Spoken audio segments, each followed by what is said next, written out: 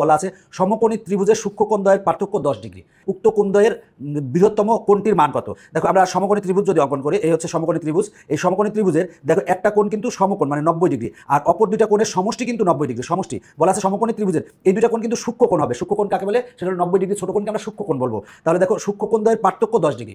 তার মানে এই কোণ আর এই কোণের পার্থক্য কত ডিগ্রি বলা আছে? 10 ডিগ্রি। তার মানে 10 ডিগ্রি হলে বলা আছে উক্ত কোণদ্বয়ের বৃহত্তম কোণটির মান কত? তাহলে সূক্ষ্ম কোণদ্বয়ের পার্থক্য, তাহলে এই কোণ আর এই কোণের যোগফল কত? 90 ডিগ্রি। তাহলে একটা কোণ যদি 40 হয় আর একটা কোণ কত হবে? আর একটা কোণ হবে হচ্ছে 50। একটা কোণ যদি 40 ডিগ্রি হয় আর একটা কোণ হবে 50 ডিগ্রি।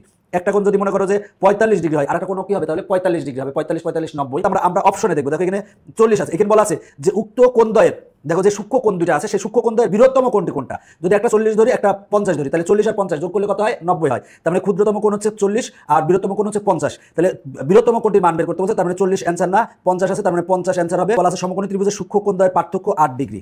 বৃহত্তম কোণের মান কত ডিগ্রি? তাহলে বৃহত্তম কোণের মান কত ডিগ্রি? দেখো এই কোণ আর এই কোণের সমষ্টি কত? 90 ডিগ্রি। এটা দুইটা সূক্ষ্ম কোণ হবে। তো এই দুইটা সূক্ষ্ম কোণের পার্থক্য বলা আছে কত ডিগ্রি? 8 ডিগ্রি। তাহলে আমার বড় কোণটা কত হবে? তাহলে আমরা যদি একটা কোণ ধরি 48 ডিগ্রি, 49 ডিগ্রি, আর একটা কোণ যদি ধরি আমরা 41 ডিগ্রি, তাহলে দেখো দুইটা যদি আমরা বিয়োগ করি, দুইটা বিয়োগ করলে কত হবে? 49 থেকে 41 বিয়োগ করলে কত হয়? বিয়োগ করলে হয় 8। আর 49 আর 41 যদি যোগ করি, যোগ করলে হয় 90। তার মানে একটা কোণ হবে হচ্ছে 41 ডিগ্রি আর একটা কোণ হবে হচ্ছে 90 ডিগ্রি। এখানে বলা আছে বড় কোণটির মান কত? তাহলে বড় কোণ কত? বড় কোণ হচ্ছে 49 ডিগ্রি। তার মানে অ্যান্সার হচ্ছে ঘ।